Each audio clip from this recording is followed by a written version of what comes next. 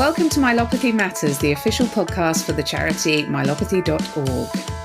Where we talk all things cervical myelopathy from the perspective of the professionals, the researchers, and the people living with myelopathy.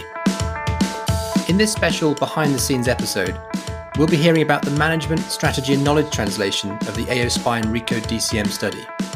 We will hear from Olesja Hazenbiller, the AO Spine Research Project Manager, and Kaija Kurki-Suonio, an AO Spine Community Development Project Manager, as well as Lisa Petermann, Consultant in Project Management and Knowledge Transfer. My name is Dr. Benjamin Davies, neurosurgeon, scientist and founder of Myelopathy.org. And my name is Dr. Michelle Starkey, scientist and director of Myelopathy.org. This is the Myelopathy Matters podcast from Myelopathy.org.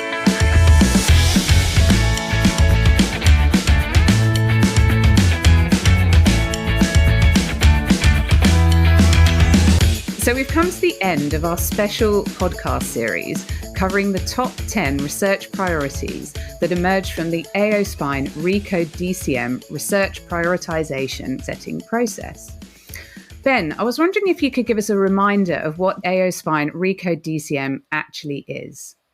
Well, the project is ongoing and it's really working to bring together people living and also working with the condition to provide some key guidance on areas that can help accelerate research that can change outcomes. And this podcast series is focused on one of those objectives, which is identifying the top research priorities that are the key research questions that need to be answered and answered soon if we're going to change outcomes. And the podcast series has been covering each of those questions in detail to really trying to drive into why they're important and how they might be answered. But in this episode, we thought it might be a good idea to get some behind the scenes perspectives on the people who have really been driving the project. And therefore, we're delighted to be joined by our two guests from AO Spine, Olesja and Kaija. Welcome. Thank you. Thanks for having us, Ben and Michelle. It's really nice to talk to you both finally after all the process that we've been through. So I was wondering if you could start by telling us a little bit about your different roles with AO Spine.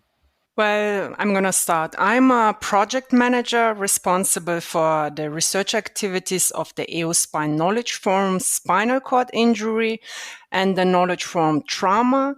Maybe to clarify, the knowledge forums are expert-driven groups, basically focusing on research in different spine pathologies. And so far, AO Spine has 5 knowledge forums. So we have knowledge forum tumor, we have deformity, degenerative disease, and the groups I manage focus on spinal cord injury and trauma. I'm also a project manager. I work in the AO Spine community development team, and I do a lot of our communications and content, including what we used to call scientific marketing. And for this, I liaise really closely with the AO Spine education and research people like Olesja, for example, about our different communication strategies. But I actually started with AO Spine in the research team, and I think it's really made me understand the importance of research for all that we do in AO and how research is really the key to improving patient care. You know, Michelle, so as much as we miss Kaija in our research team, I think it's important to mention as the community development manager. So Kaija is such an important link between like research, education, and also delivering the right message to the community. So for me, she is a skeleton member and really a key to project success within AO Spine. I really think that's very important because I think one of the problems with research is sort of presenting it, isn't it, to the outside world and making sure that you're sort of speaking to the right people with the right language and making sure that everything that's being done is being understood correctly. Well, you know, 90% of project management is basically communication. And just to clarify, Kaija, who is the AO Spine community today? What is the audience that you're in principle reaching? Well, we've got internal and external audiences. Of course, internally, we talk to AO Spine staff, we talk to AO Spine members, we talk to the surgeon community, which today covers like 70,000 orthopedic and neurosurgeons around the world. We've got 6,500 members. And then, of course, especially now with the RECODE, we've been trying to make strides to reach outside of that existing community. So, yeah, there's many different levels where we try to reach audiences. And of course, as Michelle said, it's important to tailor always the message to the audience. So it's a challenge, but it's super interesting. And I'm just going to pick up on a next question, because I think, speaking of that audience, I cannot give enough thanks to AO Spine for coming on board with something like that, because this network has really what's been able to make this project possible, alongside obviously the financial investment that they've made. But why do you both think that AO Spine was attracted to support something like AO Spine RECODE-DCM when it was trying to get off the ground? Before we dig into AO Spine deeper, I actually wanted to say something about the AO Foundation and its origins. Just go back a little bit, because since the beginning of everything, like over 60 years ago, AO always focused on promoting excellence in patient care in trauma and musculoskeletal disorders. And well, without going into too much detail there, the founders at the time, they realized that there were no standards in treating fractures. So a lot of people were left disabled after accidents, which of course was a huge detriment to their lives. So they went on to develop these systems of care and document cases, and they wanted to give patients their function back, which was not a given at that time. And this was only 60 years ago. And these guys, they really did change care. They made patients' lives better. And they were innovators of their time. And I think they were driven with the kind of spirit and passion that still drives many startup innovators today. And I think the RECODE kind of fits into this scheme really well. Yeah, I think I agree with you. It's really important to mention AO Foundation, because they really revolutionized the orthopedic field as we know it today. And I can only encourage your listeners to learn more about the motivation of establishing the AO Foundation, because it's really nicely demonstrates what a small group of people can achieve if they truly believe in their idea, and have a strong visions. Like for me, it's kind of a message for our lives, never give up. And I think I was definitely impressed. And for me, it shows that no goal can be too ambitious. And why I'm telling you this, because I think that's what we are actually trying to achieve with the RECODE-DCM project, because there is no sufficient research evidence in the field of degenerative cervical myelopathy. And we really are just at the beginning of changing or like improving the healthcare journey for people living with this condition. Or like on the other hand, giving researchers and clinicians the right tools to do something about the lack of evidence in DCM. So what you've really illustrated there is that, this new project with RECODE-DCM really sort of fits in with the ethos of the AO Foundation, really, and what they were trying to do right from the beginning. Absolutely. I mean, I'd like to refer to the AO as the organization that has all the ingredients we need to tackle the knowledge to action cycle to make research, turn it into reality, which basically gives you the framework to transfer knowledge into practice and change patient care with this. And this has always been our main goal. So, I mean, at AO, we've got the research to create the knowledge. We've got the global networks. We've got the events that bring people together. We've got the training and the education in place. We've got support for innovators and creators. I think we've got the full recipe, and we've shown before that we can do it on a global level.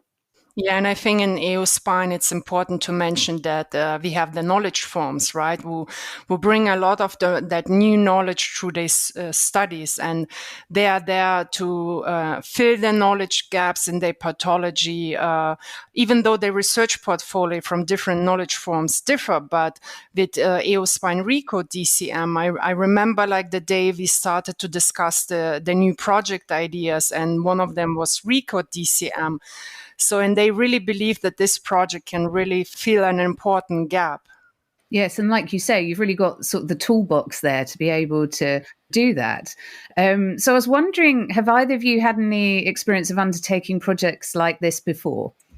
Funny you asked. For me, it was such a nice coincidence. Before I came to AO, I actually planned and executed a similar project for the musculoskeletal oncology research program at the University of Calgary. It was similar in that means that we also engaged multiple stakeholders. We worked together with metastatic bone disease patients, orthopedic surgeons. We had other healthcare professionals to define together the future of the research program for this kind of field. But in comparison to RECODE, I don't think we had this kind of global reach like we have with RECODE. Yeah, and I would say that it's not that we've never did anything like this before, because it's always been about the patients and the best possible care for them. But maybe this time, when all the stakeholders sat at the research meeting table as equal partners, maybe the direct access gave them a different perspective and the assurance that we are doing the right thing. Yeah, and I think that was one thing that has really stood out to me as being a really lovely aspect of this project. That, like you say, all of those stakeholders sat there as equal partners. That's so nice and doesn't often happen. So, I think you can all be commended on that, because that is a really lovely sort of achievement that you've had with this project. I just want to pick up on that point, because I didn't really anticipate that we were building a community here. When I sort of put this project together, I was thinking very much of the deliverables, what we were going to produce. And I think actually the most important output of this has been that international multi-stakeholder community. I think that really is going to be the catalyst for change beyond all else, that advocacy group. And I think it's been amazing. And I think it has certainly been a part and parcel of regular meetings, different perspectives, having a really frank and detailed discussion about something that everyone cares about. And it's really brought that group together. Ben, but remember how everything started. I think the RECODE project nicely showcased the power of the community. Like we started to reach out first to regional officers, because AO Spine is divided in different regions. Then we started to reach out to some surgeons we think would be interested in to raise awareness about the study initially. And really at the beginning, it was important for us to get the word out, get kind of a global reach, but I never anticipate this kind of impact. And then people got more and more interested in this study. So we started to have global partners who basically represented us somewhere in the world. And our RECODE steering committee expanded to other healthcare professions. I don't know if you recall, but we were in a meeting and then someone said, we need nurses or we need family practitioners. And then our community expanded. And then, of course, it really helped that the principal investigators of this project, Mark and Ben, were the founders of Myelopathy.org, which was really instrumental for engaging people with lived experience to this project. And I want to acknowledge Ewan Sadler. He's living with this condition, and really he was instrumental for advocating this project to the Myelopathy.org community. So it's really a global effort and a really amazing community. I totally agree. I didn't anticipate that was what we were building. It is growing, and I think it's going to be the most impactful part of the whole initiative, really. Well, we are not done yet. We've had a number of the members of the community obviously contributing to the podcast series. And I think they just echo that, just the chance to be involved, for people to listen to them. It's just been incredible. Not only has it built this community where they've been able to talk to people that have the same lived experience as them, that they don't feel on their own, but also the important people in their minds, surgeons that are in charge of their therapy and looking after them. They're listening to them, listening to their experience. I think that has really come out as being such a valuable deliverable of this project. And just to pick up on that in evidence, and they've changed their opinions. I think the prime example is the top research priority, which is raising awareness. And that didn't really feature on the surgical or healthcare professional agenda. And it came through by listening to those perspectives and recognizing that really is underpinning everything. So I think that sort of a recognition that everyone is contributing, it's a real team effort, has been something that supported the whole thing along and helped it to grow. So, Kaija and Olesja, what has been the reception of AO Spine to this process and the project at large? I think both AO Spine and the whole AO Foundation have embraced this study really wholeheartedly, and we've got special mentions from our leaders at the Davos courses opening speeches. People keep constantly asking about RECODE. What's going on? Can we talk about RECODE? Could we do something with RECODE in this context? So much so that some of the other important studies may not have received the recognition they should have. But I'd actually like to mention here the knowledge translation piece, because I think it's important to understand why everybody is so aware of this and what we're doing. Because I can remember when Olesja was running the project and she was planning the consensus meeting for New York. And then we started to discuss over, I don't know, my double espresso and Olesja drinking her endless healthy green tea, how we should go about informing AO Spine, AO Foundation, our community and everybody about the project. And we very quickly realized that we would need a completely different game plan for this, a different strategy, because it was going to be a whole new ball game compared to any other studies we'd done before. Kaija, it was actually herbal tea, but I remember that day too. And yeah, I think KT is very important and was kind of the integrant for the success to this project.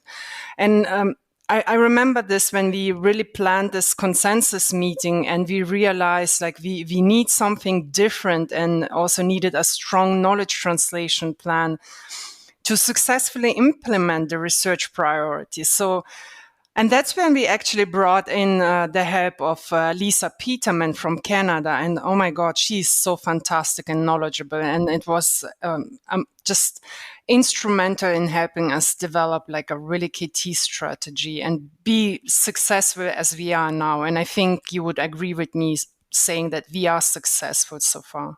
Yeah, and I mean, apropos Canada, I think you went to the right address, because looking at the scene, it seems they're way ahead of the rest of the world in this knowledge translation, maybe together with Australia and the UK, but... Yeah, I would just echo that, Kaija, because when she sat us down in that room and she sort of showed us the science behind all this, there is a lot of work going on, isn't there, about trying to how you understand this message. And I just echo that importance of this, because there's that article that she references that, there's some examples of some findings that don't get into practice for 17 years. I mean, that's just a lifetime for people who want, knowledge to be generated and then to change their care. And I think that is certainly the knowledge translation part is something that has been totally new to me during this process, but I recognize now is crucial. And I sort of see RECODE-DCM in terms of a scientific study, if you like. The bit that we've done so far is almost like the methods, and the results are going to be coming when we can get this information out there. And therefore that KT strategy is the fundamental step. You know, Ben, as someone who received training and worked in Canada for like over 10 years, I have to say that in Canada, many granting agencies, they basically don't issue funding anymore without a proper knowledge translation plan. So before you actually start any research projects, you need to really demonstrate that you ask the people living with this condition, like, what do they think? Do they really think this research question matters to them and will make a difference? And then another important aspect of KT is you need to demonstrate a plan, how you want to implement your findings. And I think this is the key, like with knowledge translation, because people really start thinking about the strategy of implementation and then recognize all the barriers they might face with this project. And of course, then they have the opportunity to address them early on in their project. So I think research is really the easy part. KT is really challenging. I totally agree. And I'll just give my personal perspective. I think I realize now that the implementation has to begin at the same time as you're conceiving the research. It builds in parallel. And absolutely, in the UK, we have the same boxes to complete about what is your KT strategy. But I'm not sure people pay enough attention to it, or it gets a high enough recognition in the review process. And certainly when you're putting money down for that section, there's not great interest in being tremendously well funded for that KT part. But it does cost a lot of time, not just time, but a lot of resources to do this well. And I'm again grateful to AO for their considerable contributions here. But I think researchers need to recognize that this is a crucial part, and it's a crucial part to be funded as well as part of their research projects.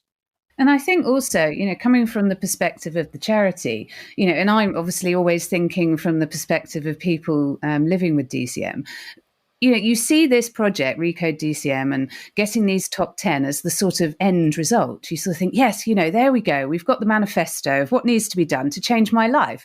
And actually, as you then go through it and pick it apart, you realize that it's just, like you said, Ben, just the very first bit. There it is. That's what needs to be done. And now the really hard work starts of doing that research and, like you're saying, translating that and making an effective change in healthcare. And even at the point when you do the research for those 10 important questions, you still need to get the results of those studies out into the world. And I think it's the same barriers with raising awareness of the condition and raising awareness of the studies and the results. You need to find the right people, and you need to, if you need to raise awareness amongst the decision makers or the payers, whoever, you need to get the ones who can make a difference to back you. So you have to get the influencers, even the voters, the general public behind you, the lot. And for that, you have to show them why it's important to them, why it should matter to you, how can it affect your life, or I don't know, where you can save a few dollars, or not a few, we're talking about a lot of dollars here. But you have to really get close up and personal to make a change. And I think RECODE is actually doing exactly that, and they're doing it well. So we've sort of been talking around this topic of knowledge transfer. So I'm assuming that's one of the next steps that you will face with the project. But what are the others that you are going to be coming up? What are the important sort of ongoing projects that you're going to be working on for this? Well, I think the EOSpine RECODE-DCM study, as initially planned with the initial proposed scope, will be done towards the end of 2021. And so we have identified the top 10 research priorities. We recently established a minimum data set. We ran international voting on the index term and currently finalizing the definition for the DCM. And by the way, maybe interesting to know, the community voted for degenerative cervical myelopathy as the official name for this condition. And we offered them several options, but it was a consensus to use degenerative cervical myelopathy, which is really important because now different stakeholders can start to talk the same language. So in this project, in the RECODE-DCM, as initially proposed, we have one more milestones we need to accomplish. And while this will be done towards end of 2021, you are right, Michelle, the knowledge translation aspect is like just at the beginning. And that's actually why we launched the EOSpine RECODE-DCM Ambassadors Program. And this is now where our community will now take the lead and step up to the challenge and try to find the answers or address the priority research question. And from our side, I think EOSpine will continue to evaluate how we can better support this ambitious goal. And we are still in the discussion if we can take on one of the research questions ourselves within the knowledge from spinal cord injury. But I think the future direction of RECODE is still open, and it's really up to us up to knowledge from spinal cord injury to decide what to do next. And I know that they are planning to have a big discussion around this topic early January. So stay tuned. Yeah, I just pick up on that because I think, what we've got here is the first, in this disease anyway, first international multi-stakeholder community, both professionals and people living with myelopathy. And I think, what can be accomplished with that community is potentially endless. And it's just a question of, trying to get ourselves organized now and going forward with it beyond just the KT. And I think personally, I probably need a holiday before I start driving any more of those processes, because these are incredibly labor intensive, despite the incredible help from people like Olesja and Kaija. But, I think there is great opportunities with that community to move forward. So, Olesja, our researcher Liz told us that the RECODE-DCM study was one of your favorites. I was wondering if you could tell us why. Well, for me, the most favorite aspect of project management is really, the first thing you do is stakeholder identification and engagement. And this project really shows the power of the community. And all the work we did on this project was an amazing group effort. And it's just incredible to work with so many bright minds. And as Ben said, we can go on with this community. We can achieve so many things with this community. It's just really organizing ourselves and keep focusing on the important aspects.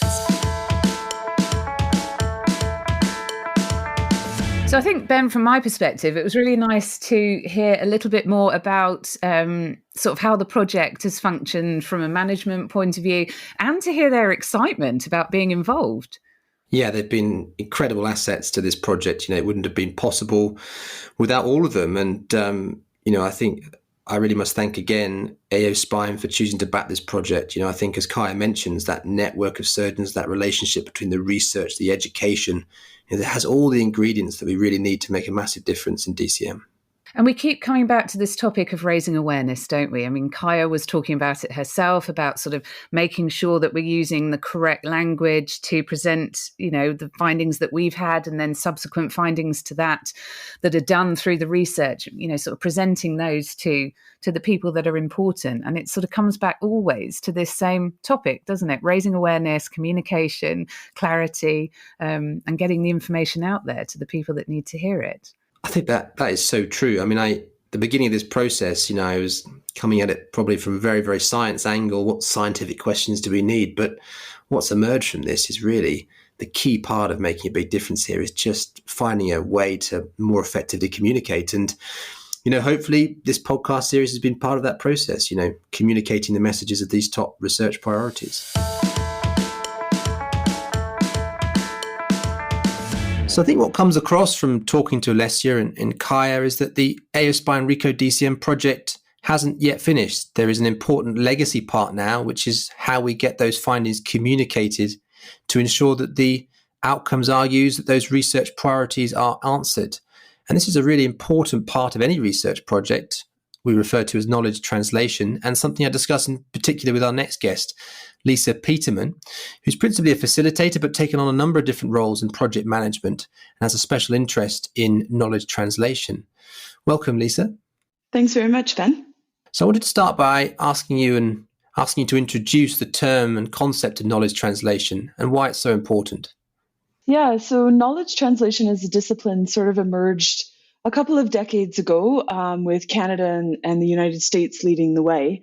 And in Canada, the Canadian Institute for Health Research has defined it really as an active process that includes synthesis, dissemination, exchange, and implementation, or the application of knowledge to improve the health of all individuals. So if we really boil that away, it's purposeful interactions amongst knowledge producers and knowledge users.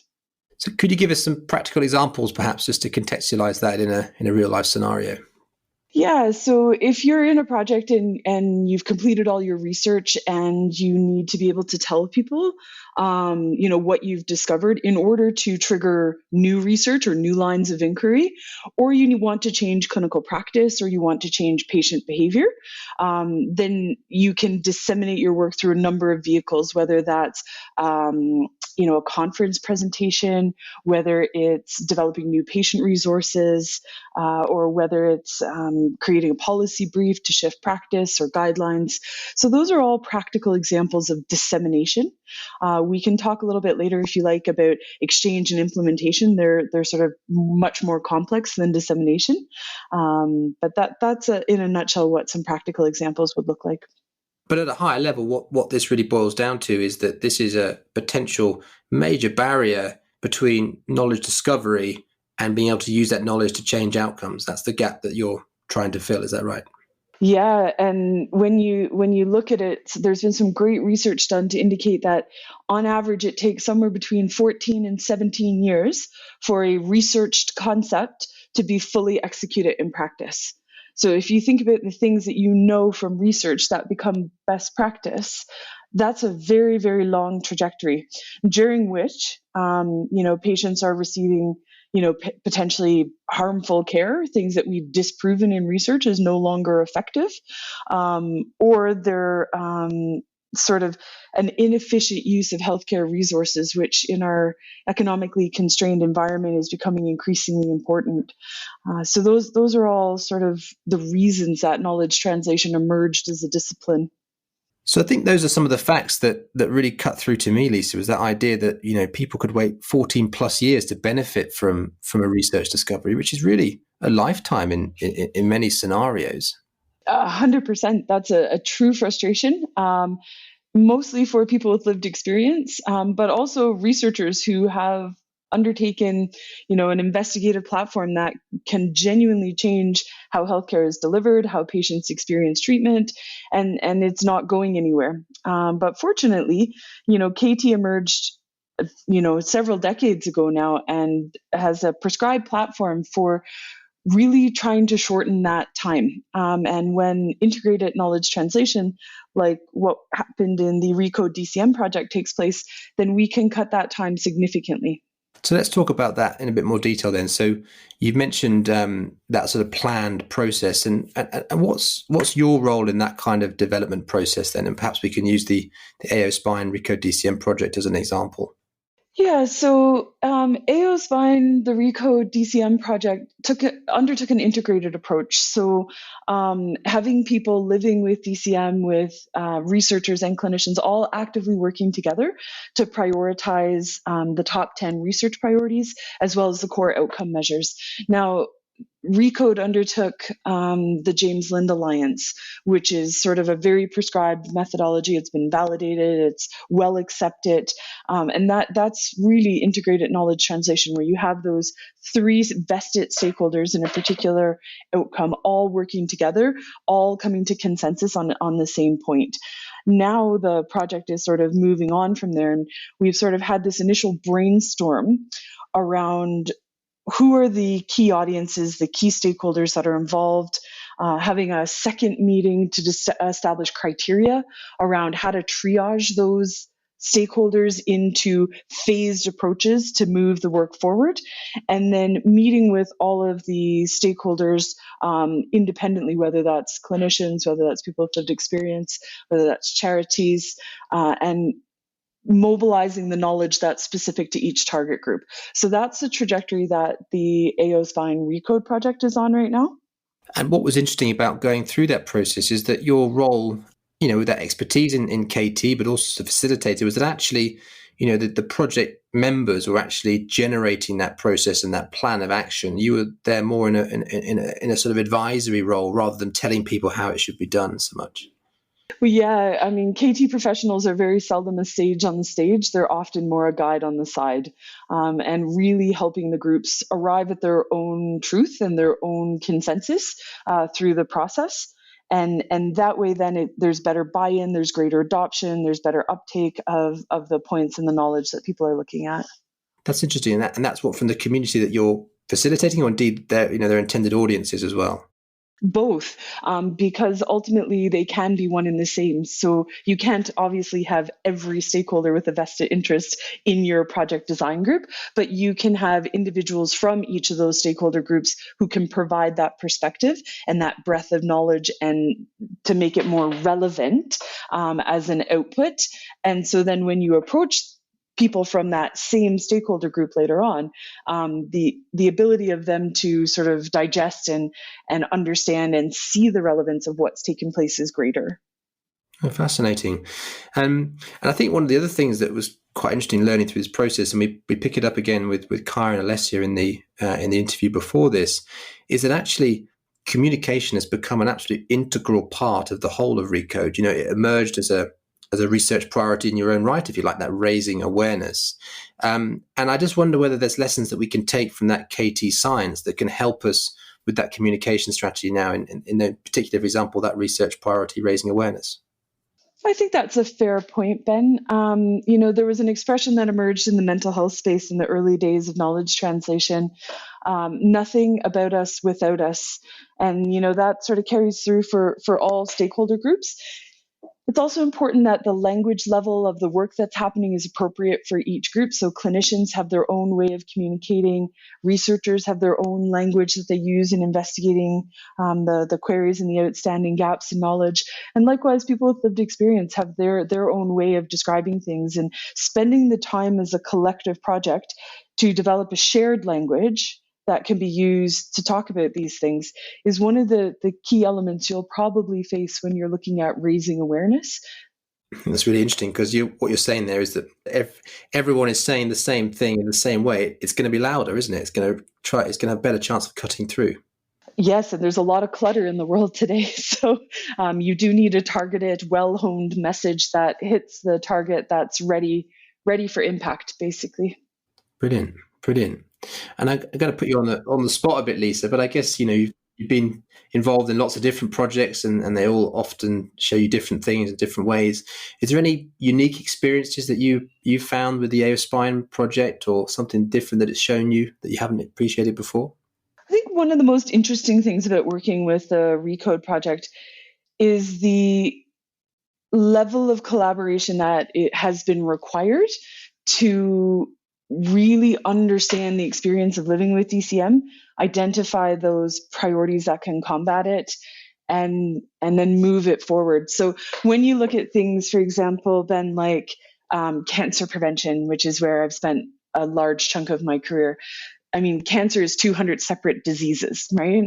RECODE is very focused on DCM, but the presentation of DCM is very broad, and people experience it in very different ways.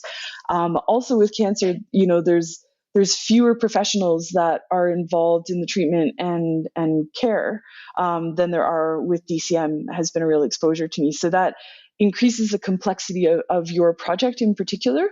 Those are some of the things that really stood out to me when I started working with it. I expected it to be quite simple compared to my background, because it was one very specific thing compared to 200 separate presentations of a disease, and it certainly wasn't that at all. That's really interesting. I mean, it's certainly been a challenge to engage quite a diverse audience of people and stakeholders, but I am hoping going forward that becomes an asset for us, because the more people we have potentially talking about this, potentially that's going to help raise the profile. But as you say, more well, the expression in the UK would be, I guess, too many cooks spoil the broth. But it gets more difficult perhaps if more people involved. But I guess there comes opportunities as well. 100% there are opportunities, especially if you're cognizant of the challenge, work within it, and attempt to leverage what you have as a complexity as an asset. So final question, Lisa, and I think this is for somebody or anybody who's listening who's new to KT, and they're perhaps a researcher looking at some of these research priorities. What would be your advice to them as they're starting their research projects? How do they get into KT? How do they give it some thought? At what point should they be thinking about it? There are very few people out there who are not doing KT, but there are a lot of people who are not aware they're doing it. So if you remember back, our definition for KT is synthesis, dissemination, exchange, and implementation. So those first two are very common in the research space. So synthesis, for example, most researchers undertake synthesis of some kind before they start a project. They look at the information that already exists, the prior research projects in that area, anything around the literature review, pulling all of that information together is very common in the research space. So that's one of four aspects. So I'd give them hope that they are active in that space. The second point is around dissemination. And Ben, just taking you as an example, have you ever presented a conference or hosted a webinar? Yeah. So without knowing it, you've been involved in KT, right? So if I could ask, why did you present at a conference? To share my findings, I suppose. And what did you hope to achieve by doing that? Well, there's some personal recognition, I suppose, in the work that you've achieved, and ultimately trying to share those findings for the greater benefit and progress. Mm-hmm. And that is the root of why dissemination exists, those types of things. I would tell people, don't underestimate the importance of what appeals to people personally. So knowledge translation integrates some of the concepts from change management around looking at the desire people have to do things, whether that's you want them to do something different, you want them to continue doing what they're currently doing. But synthesis and dissemination will be familiar hallmarks to most researchers. When they are ready to sort of embrace exchange and implementation, the more complicated end of knowledge translation, then what I'd say to them is plan early, be prepared to be iterative. It's not a start and stop. There's many waves. Be prepared for opinions that don't resonate or don't agree with their own. Be open to understanding how those fit into their greater work. And enjoy it. I mean, KT is tons of fun. You get to meet with all kinds of different people, all of whom are typically passionate about something that you're passionate about, just in a different way. I'm quite proud of you guys then for taking on KT, right? Like it's not easy. It's a big investment, both up front and all the way through the project, and it's more time consuming. But you guys prioritized it. You didn't just want to do your research and then be done with it. You really are legitimately trying to change people's lives who are living with DCM. And, I think that's so important. And I'm so happy to have been involved with you guys and with the project. So thank you for the opportunity. I think having been involved in the podcast series, you sort of get the impression, oh, okay, we've come to the end now, we're done. But actually, now the hard work really begins. And I found the discussion about the knowledge transfer part really interesting in that respect. It seems like this first big chunk is done. We've got that manifesto of what needs to be followed up on and how we need to excite the field. But now the real hard work begins. No, it absolutely does. It absolutely does. But I think it's got a lot of good people involved. Of course, we are sad to be losing one important part of that onward journey. And I have to inform our listeners, unfortunately, that Michelle's time with Myelopathy.org is coming to an end with this episode. Yes, it's been fantastic. I've learned a huge amount. I think really the sort of cross section of the community that we've spoken to has been fantastic. And it's been something that I have spoken to the person taking over from me and sort of advised her to really listen to this, because from an educational perspective, it's fantastic. You really get to hear, what the most important sort of issues are and how they impact on all the people involved, all the stakeholders, from the people that suffer with it right through to the surgeons that are treating them and the researchers trying to help them. It's been a great experience, and I'm glad that you've been a part of it and been able to contribute so incredibly to it. But I do know that you're not lost to myelopathy altogether. You're off to do teaching now, is that right, Michelle? So hopefully the next generation of scientists is going to be coming through with a thought process of myelopathy. And I will make sure that everybody studying biology knows exactly what the condition is. Fantastic.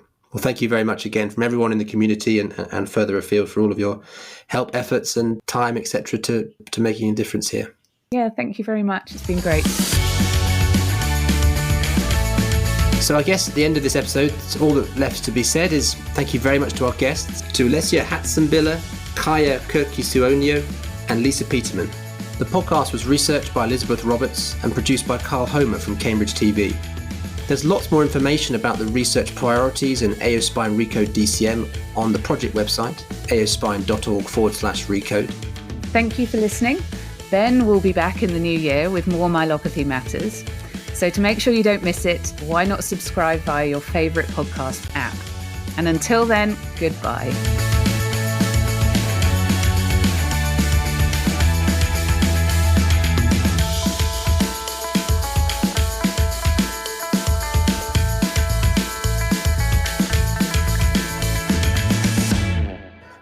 I've had an invasion.